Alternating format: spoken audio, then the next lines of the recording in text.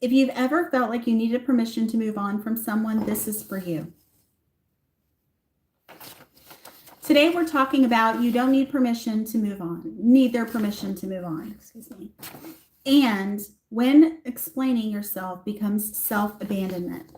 Both of these are meatier topics. Both of these can be difficult to overcome, especially since they have their roots in childhood and can actually derail you in certain aspects, especially if you haven't addressed them. And so oftentimes it can be extremely difficult to try to overcome this because you're not sure exactly how to do it, because it has become a coping mechanism for you. And a coping mechanism can be a stumbling block, especially if it's something that is your go-to, that you go to quite a bit. And it can be extremely overwhelming and extremely difficult to try to overcome it, especially the over-explaining, because over-explaining often results from someone who feels misunderstood. They're afraid of being misunderstood. They're afraid of being misjudged. They're concerned that potentially people would not like them for whatever reason because they have been mistreated in other ways. And it can be one of those scenarios where it's just something that they do because they want to be understood. They want to explain themselves, where they're coming from, where their heart is, and hoping that others will actually choose them.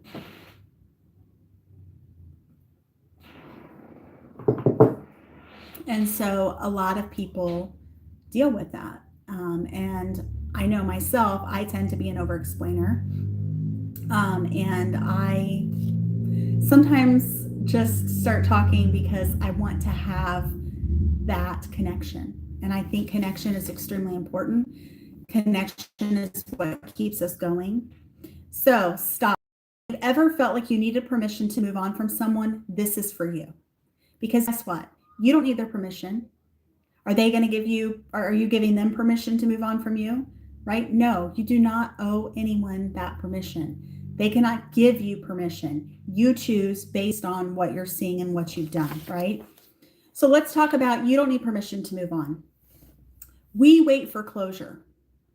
And why do we wait for closure? We wait for closure because humans are natural people who want a closed loop.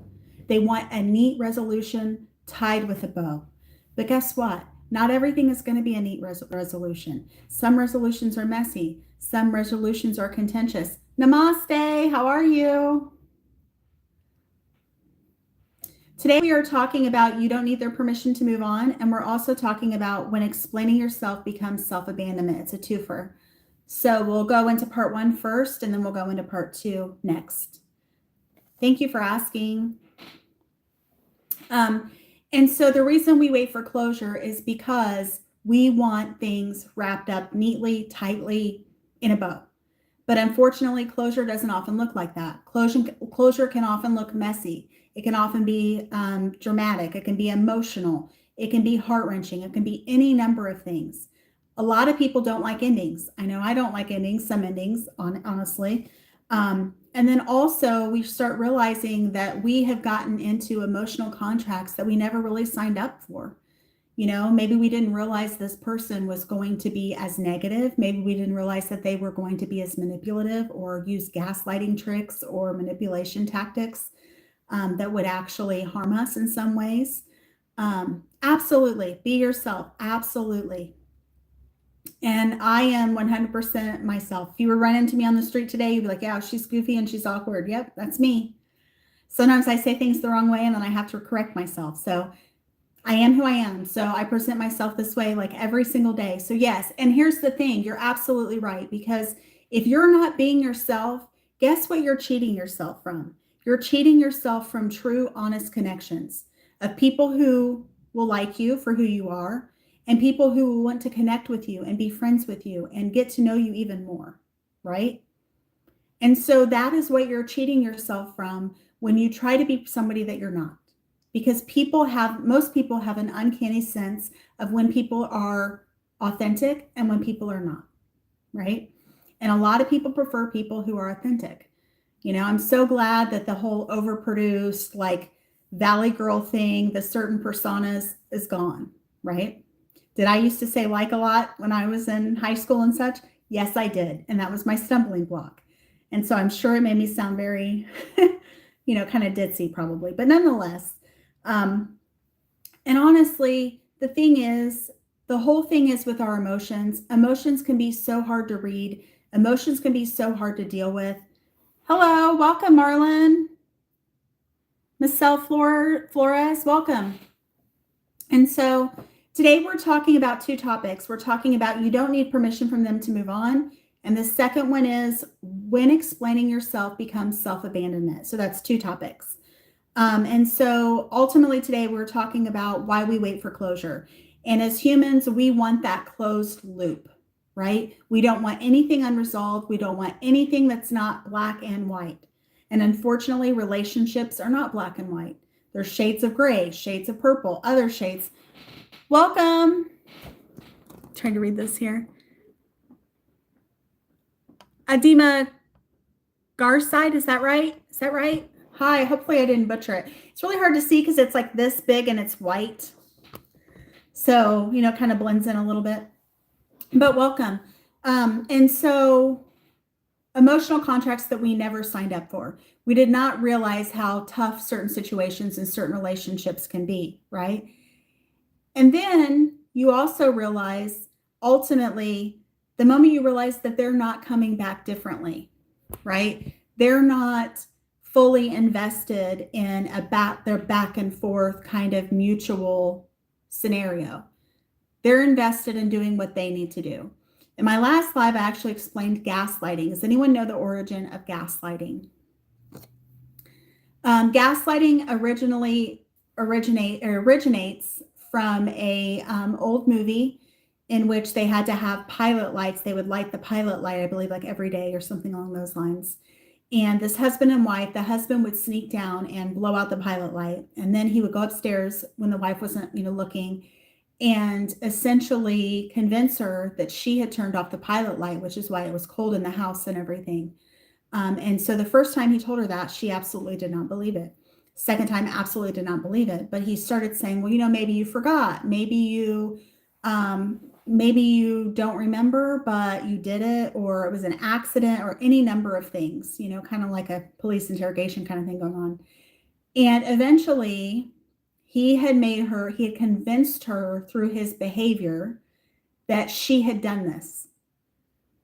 And ultimately, that is what we use the term gaslighting for, because in my mind, it is an extremely cruel, nasty tactic to have someone not believe their own reality.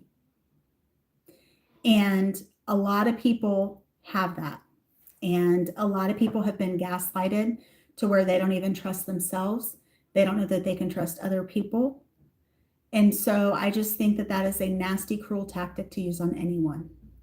Have I been gaslit before? Absolutely. I know a lot of us have. And it's something that just is crazy.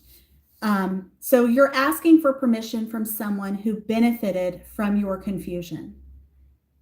That they're not going to give you that closure that you're seeking. They're only going to keep manipulating and keep manipulating and keep manipulating.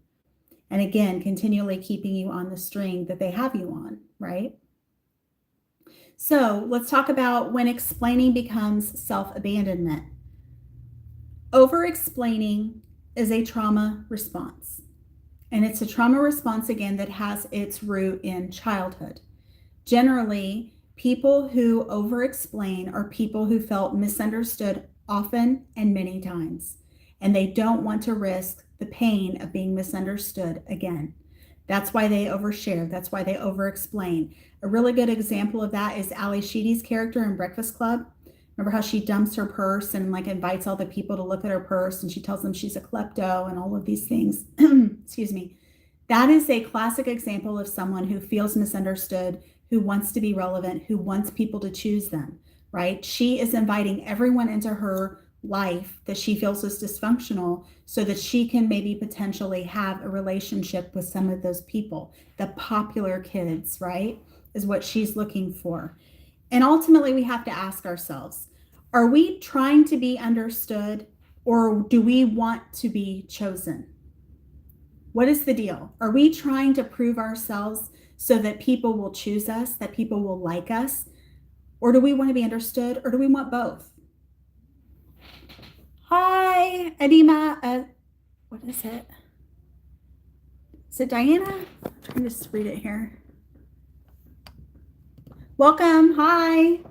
And so it can be extremely difficult to try to overcome that and actually ask yourself. We all want to be liked. No one wants to be the person who's chosen last on the playground. I mean, it all started in childhood, right? When we all had that thing where I want them, I want them, I want them, and you're the last person and you feel very self-conscious about that. Yeah, that can be difficult. And so ultimately, you want to be understood. That's great. That's a worthwhile thing. But also seek to understand other people too, because I think that that's where real connection is. And I say this all the time, and I truly believe this. The people that are meant for you will find you. But you have to be yourself. You have to be genuine. You have to love yourself. You need to control your inner critic. That's a big thing. And the people that are meant for you will find you. But they want a real, true, authentic connection, right? You can't be pretending to be someone that you're not. You got to be yourself unapologetically, right? Laugh loudly, live loudly, have fun, right? Be yourself, and the right people will find you, right? And the other thing we need to ask ourselves is, we don't want clarity turning into chasing trends, chasing people, chasing ideas, chasing different aspects of our personality that don't reflect who we actually are, right? Because there is freedom in being who you are. Welcome, Edminger side 2889. Welcome. And so it can be extremely difficult to try to navigate that thin line. The thin line between what you feel that you are. Yes, absolutely. Absolutely. And I truly think that there's people for everyone, right? There's people for everyone, and we need a community. Humans are not islands. They are communities. They are people that we can count on. There are people that have seen us at our lowest and still love us. There's people that have seen us at our highest and still love us, right? And I think that that is the big thing, the connection. Humans were made for connection. Humans were made to look out for each other. Humans were made to build communities, and so we can't do this life alone. We have to have someone who has our back, and that we have their back. And ultimately, we need to realize that yes, we are all connected, and the internet has made us a lot more connected than ever, which is amazing. I mean, here I am sitting in my office doing a live, right? Because I can do that now. Can you imagine 20 years ago, we couldn't do that? I mean, how amazing is that, right? And so ultimately, you don't have to chase things that are meant for you, right? The things that are meant for you will find you. And ultimately, if you're so afraid of certain things not happening for you, don't worry about that. I mean, the more you worry about it, the more like it kind of sets a space, a well-trained path, neural pathway. It's like, oh, my people aren't ever going to find me. My people aren't ever going to find me. But I truly think that people do find people. In whatever way it happens, right? But don't chase everything, right? Sometimes you just got to let it sit back and happen a little bit. And also in the meantime, get to know yourself, get to know what you like and what you don't like. So that when you find someone who wants to be your friend, do they align, right? Do you guys align? Get to know them, encourage them, and be empathetic. Give what you can give as far as like time spending together and similar topics and hobbies and things like that. Just enjoy it, right? But don't chase, because chasing can be a bastion of childhood where you felt like you had to earn approval. You don't have to earn approval. It can be a hard habit to break because it's a coping mechanism. It's something that you're so used to, you can flip the switch and perform and be who you need to be, right? But not everybody likes that. Not everybody wants that pitch, right? They want to see you in your real element, and the real people will find you. The real people will like you, right? And oftentimes, the more you explain the more you reveal that you don't feel safe being misunderstood. And being misunderstood is a pain. I've been misunderstood a lot, as I'm sure many of you have. And it can be difficult and it can be frustrating. And how do you correct someone's version of you? Oftentimes, the version in their head that they have of you is the version that they're going to stick by and stand by, whether or not it has any basis in truth or not. This is the reason why some people dislike certain people, not because they dislike them personally, but because maybe they've heard things about them or they have this view of this person that is nothing like what they're seeing. People make snap decisions on people immediately without knowing anything, any basis, anything that they have. Is that fair? No, but it happens. Do we do that sometimes? Probably. Right? If we're being honest, probably. But at the same time, don't recruit other people to go against that person because of your version of who you think that person is. Don't recruit other people. If you want to have that opinion and keep that opinion to yourself, sure, fine, have it. You don't have to like everybody. Everybody's not going to like us. That's fine, right? It's what makes the world go round. As I've said before, not everybody likes chocolate ice cream. That's okay. We don't all have to like the same thing. Hello. How are you? Yasi Munoz. Welcome. So we don't all have to like the same things. We don't all have to have the same personalities, the same things that we're interested in, right? But we can be kind. We can be compassionate. We can value people as humans, right? We don't have to agree with every single thing that someone does to like them or to treat them kindly, right? There are people that I'm not a big fan of, but guess what? I'm still cordial.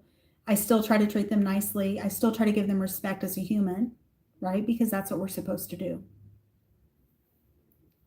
Yes, absolutely. I mean, I think that is really important. I think it's really important to like yourself for who you are, even things that you may not be 100% proud of. You know, we're all a product of all the moments in our lives, the people in our lives who made a difference, the experiences in our lives that made a difference.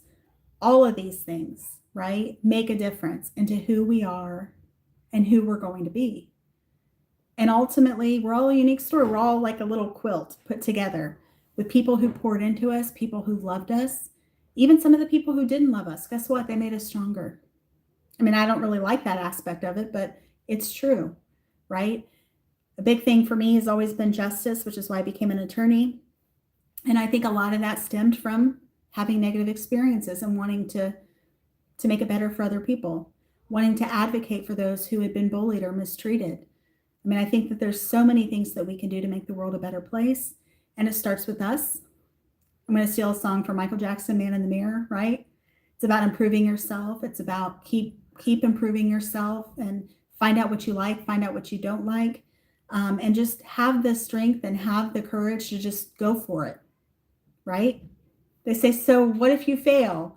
And then the other person says, but what if you fly, right? Big difference between failure and flying. And you never know until you give it a shot. Reach for the stars, reach for the sky, right? So definitely. But yeah, you definitely working on liking yourself first, being not so judgmental. Taming your inner critic is a big one because your inner critic is not your actual voice. It's generally the voice of the person who likely puts you down the most. Maybe it's an old bully. Maybe it's a parent. Maybe it's a grandparent. Any number of things. That becomes your inner voice. And when I read that, I was like, oh my goodness. Hopefully I do not become one of my children's inner voices because that would be extremely sad. And it would make me really sad. You know what I mean? To think that here I am like putting someone down and that I'm not even really even saying, you know what I mean? But yeah, it's very important to like yourself and to know who you are. And also don't worry about over explaining. I mean, ultimately, if that's what you do, that's what you do. But also, I think at times it can help build a connection, especially when you have two overthinkers, over-explainers as friends. They know each other and they encourage each other and try to talk each other down from not being so nervous or anxious. You know, say what you feel what you say. It's okay. People are going to judge you. They're not your people. right? It's almost like an interview process. They're not your people, right? So I just want to say thank you all for tuning in. And I just want to say thank you so much. And I appreciate each and every one of you for tuning in, because I know you have a lot of choices, especially on YouTube. But if you're interested, I have 2 podcasts. One is recovering_perfectionist_mama, Grace in Progress, a psychology channel. Feel free to like and subscribe if you feel led. And then the second one is Grace and Gavel, Grace_and_Gavel, where truth meets compassion. It's a true crime channel, as I am an almost 18-year criminal defense attorney. So feel free to check those out if you like as well. Published daily. So feel free to check those out if you like. And I hope to see you all again soon. Thank you so much. And I hope you have a great rest of your day. Bye-bye.